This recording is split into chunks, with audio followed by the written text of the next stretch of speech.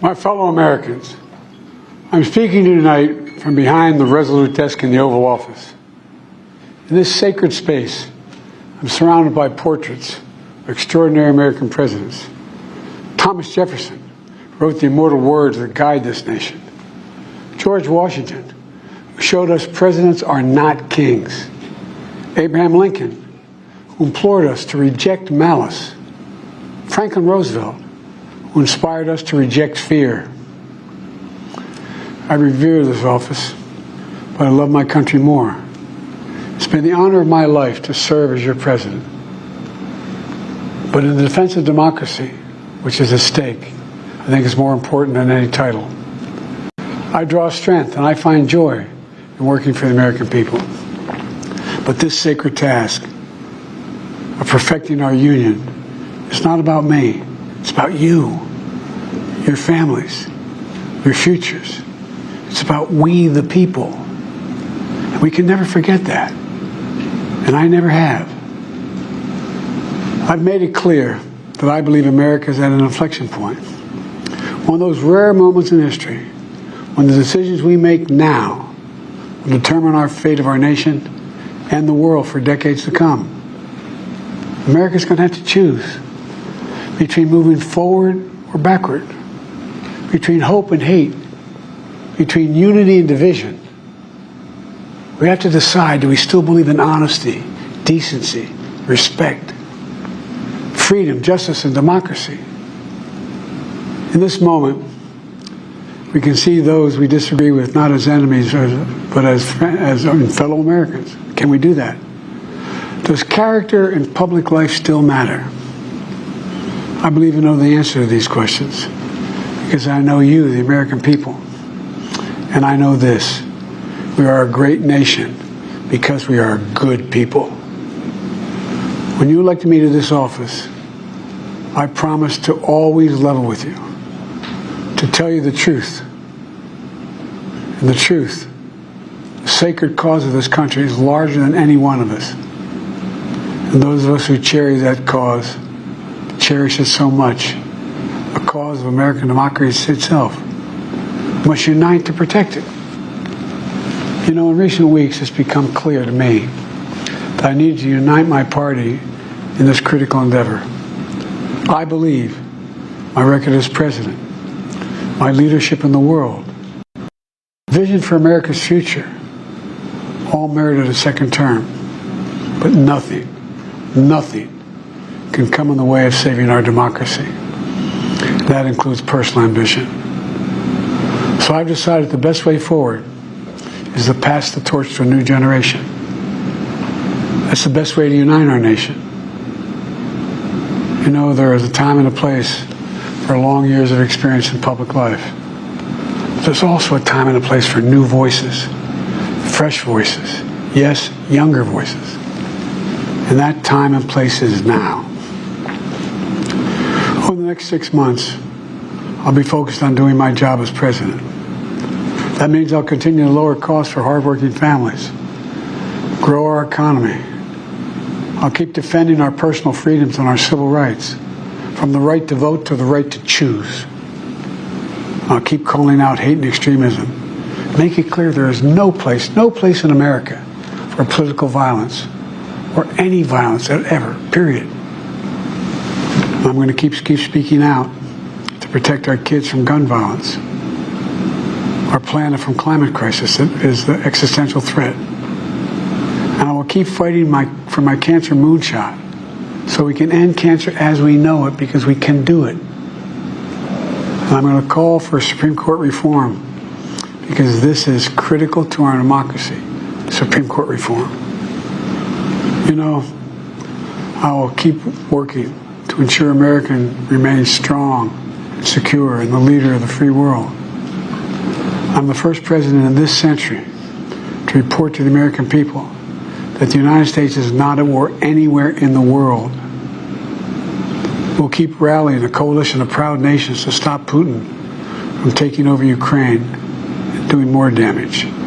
We'll keep NATO stronger, and I'll make it more powerful and more united than any time in all of our history. I'll keep doing the same for our allies in the Pacific. You know, when I came to office, the conventional wisdom was that China would inevitably surpass the United States. That's not the case anymore. And I'm going to keep working to end the war in Gaza, bring home all the hostages, and bring peace and security to the Middle East and end this war. We're also working around the clock to bring home Americans being unjustly detained all around the world. You know, we've come so far since my inauguration. On that day, I told you, as I stood in we stood in a winter of peril and a winter of possibilities. Peril and possibilities. We're in the grip of the worst pandemic in a century. The worst economic crisis since the Great Depression.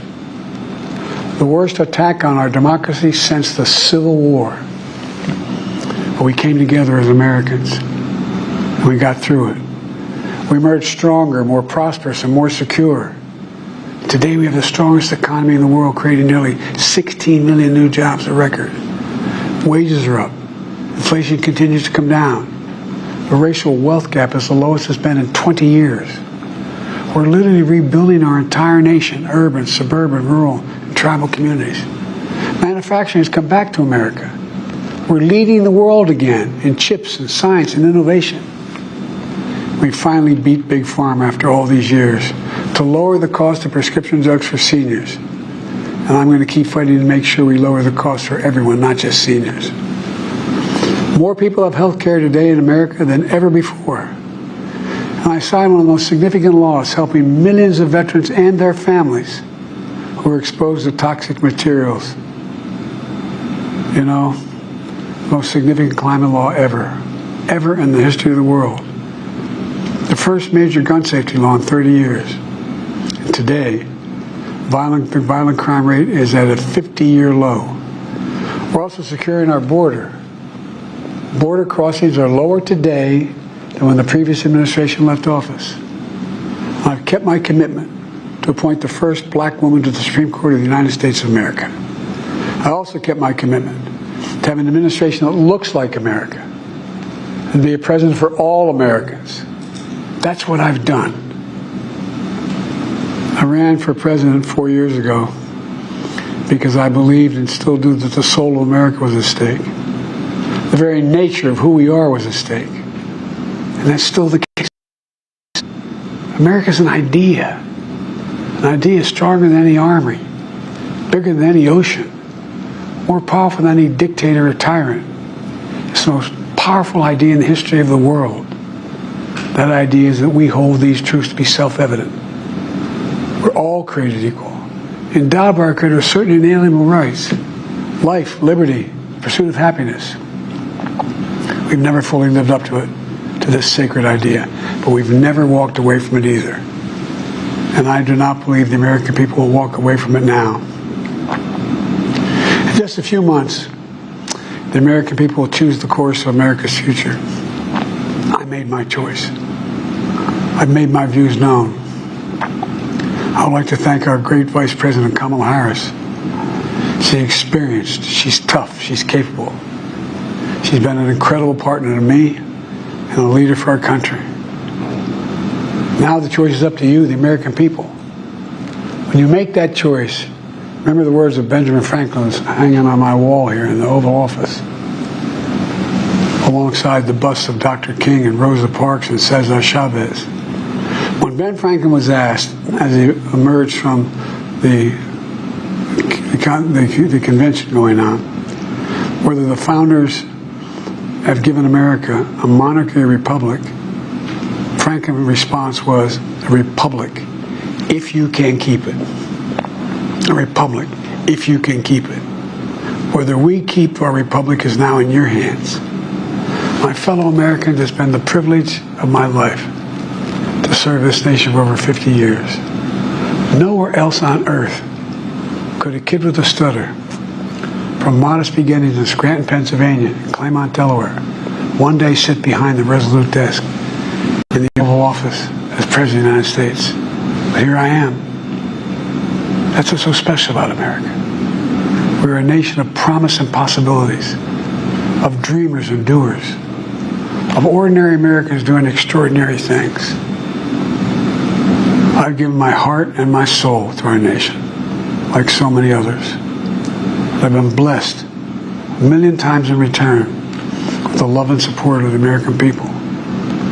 I hope you have some idea how grateful I am to all of you.